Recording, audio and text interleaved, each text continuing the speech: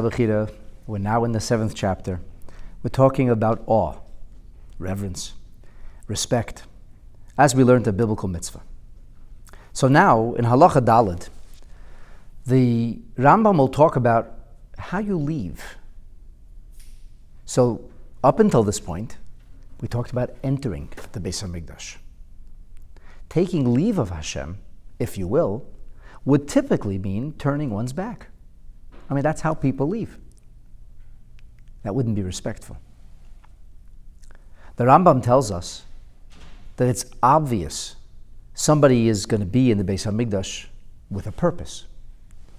And so, Kol shehishlim, Aveda, anybody who completes his service in the Beis HaMikdash, Vinistalek lei, and now wishes. We don't use the word to leave, to remove oneself. It's a big difference. You're removing yourself before the presence of Hashem. You're not leaving Hashem.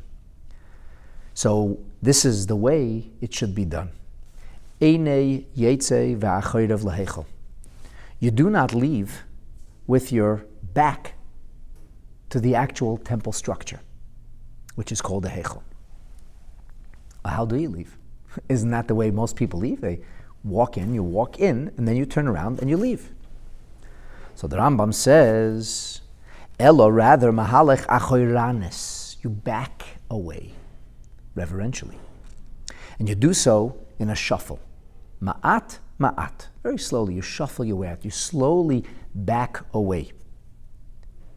Umahalech benachas al tzidei. The Rambam then says, you walk slowly, and at some point, you're not shuffling anymore, but at some point, after moving backwards slightly, you angle yourself onto your side, ad sheyetze min ha'azara, until you have fully exited the actual courtyard. Now, why do we have to turn on the side? I understand why one should back away, and the answer is that's not very practical. It might take all day for people to leave, and that would cause congestion. And besides, you don't belong in the Beis HaMikdash if you don't have something to do there. If you have no business being in the Beis HaMikdash, you have no business being there.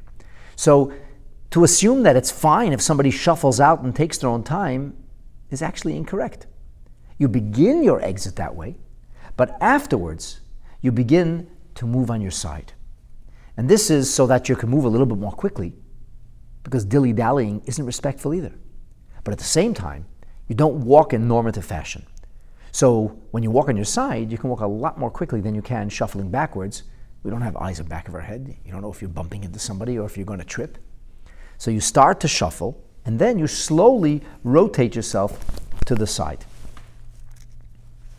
Now, the Rambam says something very interesting. He opens this whole statement, and he says, this business of backing away, the shuffling, this is only done at the time of leaving.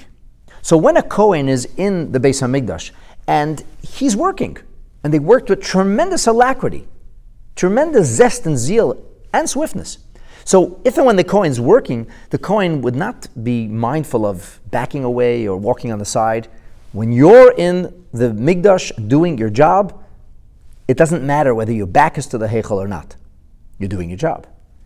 It's about leaving. It's not about back to the Heichel, it's about leaving. When you leave, there's a respectful way to leave. And I think that's a very, very important point here. Otherwise, the Rambam wouldn't begin this halacha with Kol shehishlim aveda, whoever completed the things they had to do. He would just say, Eini yotze, kol echad, eini yotze, or eini.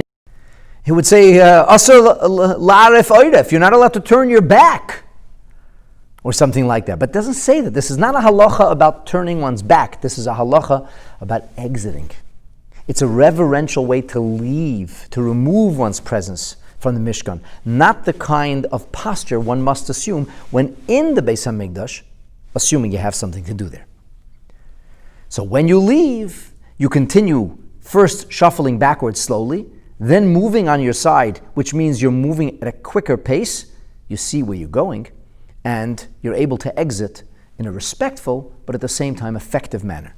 And you do this ad sheyetze min ha'azara, until the person has fully left the azara, the courtyard. Now, all of this is with regard to anybody who might be in the Beis HaMikdash. And that's something that's important for us to understand. It doesn't matter who you are or what you're doing. As a rule, this is the way you exit and leave. The Rambam now adds, V'chein anshe mishmar. When Kohanim would come, literally translates as the priestly watch, the men of the priestly watch. So these people, these Kohanim, were divided by the prophets into 24 watches, if you will, or families. And not every family was necessarily going to see every one of its members serving in the Beis HaMikdash. Many more Kohanim would show up than jobs were available. So people would come, they didn't really have anything to do there yet, and they didn't belong in the Beis HaMikdash ultimately because they weren't chosen. It was a special manner of lottery, a way in which the Kohanim were chosen by the, literally, they call it luck of the draw, but we know there's no such thing as luck, by the divine design of the draw. And so members of the priestly watch who would leave were Anshe Maimed, people who didn't really have specific business in the Beis HaMikdash, rather they represented the nation of Israel at the Korbanot. So these were exalted, very pious individuals who would come and they would spend their waking hours in the Beis HaMikdash representing the nation, as it were, at the daily offerings. So this is something that would happen in the Beis HaMikdash, and these people would have to leave. So what was their business being there? Well, they were there kind of representing the nation. Did they have to leave more quickly? I suppose would be the question. Or, Levia Miduchanim. The Levites were quite comfortable there. They would be showing up on a regular basis. They would stand on the platform leading up to Shar Nikanor, and they would ultimately be the choir. Both an a cappella choir as well as musical instruments that were played at the time of the Nesachim when libations were poured. So when the Levites would be there and then they would have to leave, Kachem Yotzim min HaMikdash. They too leave the Mikdash in the same way. So whether you are a Kohen who was hoping to be able to work in the Beit HaMikdash, whether you were one of the designates of the nation of Israel, as Anshe Maimed are referred to, or whether you were a Levite who is now leaving the Beit HaMikdash after accompanying the offerings, the Korbanot, with your song and music, you leave the Beis HaMikdash in the same way. Because this is a halacha about leaving the Beis HaMikdash. When the Leviim were singing, their backs were actually towards the Heichal. That's not an issue. That's the way they were supposed to be standing. That's the way they were supposed to be standing. The issue is leaving. And that's what the Rambam drives home in a very, very clear fashion here. And the Rambam adds something very interesting. He says, Kimi shepoiseya achar tefillah l'achayrav. This is just as a person who, when concluding their prayers, backs away in the same fashion. Now, it's so interesting that the Rambam talks about the idea of prayer over here. And that's because we know that the offerings of the Beit HaMikdash, the Korbanot, when we were taken away. So in lieu of the offerings, we placed great emphasis on the tefillah, on the Amidah, on the Shmona Esrei, which is the formal body, the formal official part of standing in prayer before God. So it's actually natural, and the Shulchan Aruch says this, that precisely because the prayers were instituted in lieu of the Korbanot, that's why we have this similar halacha, this kindred nature between backing away from the Beis HaMikdash, where wherever you are, God is, and the same way standing at Shmona Esrei. When you're proverbially standing before God, the respectful thing is to back away. I think that leads us to the conclusion that as it's customary for us to shuffle or to walk slowly backwards 3 steps, that's probably what they did when they left the Beis HaMikdash. They would shuffle back 3 steps like we do, and then they would move on their side.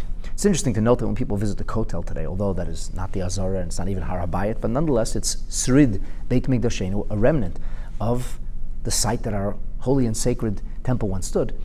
People also have a custom of backing away, and you'll notice they do the same thing. I mean, at least those who know what they're doing.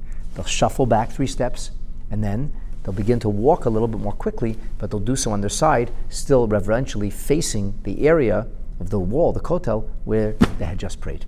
And that, my dear friends, is yet another example of how we, the Jewish people, are obligated to treat the scrimmage of the Beis HaMikdash with such reverence, precisely because Shechina makes itself manifest there.